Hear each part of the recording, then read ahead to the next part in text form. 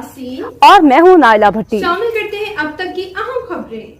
रुक करते हैं जापान का, जहां आज जापान में मुक़ीम मारूफ Pakistani businessman Chaudhry Asif Mahmood overseas Pakistani foundation के बोर्ड ऑफ गवर्नर के इंडिपेंडेंट डायरेक्टर बनने के बाद जापान पहुंच गए।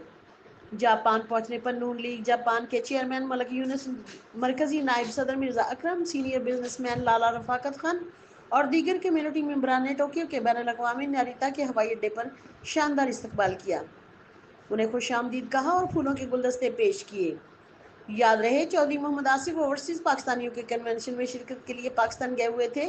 उन्होंने कन्वेंशन में मुख्तसर खिताब किया और अपनी तरफ से अफवाज पाकिस्तान के 5 जदीद तरीन एम्बुलेंस दी, जिसकी चाबी उन्होंने chief of army staff general Syed Asim Munir को दी। देखते रहिए साहिबान न्यूज़ HD नसरीन अनवर के साथ। तक के लिए इतना ही। मज़ीद खबरों और अपडेट्स के लिए देखते रहें साहिबान न्यूज़ HD।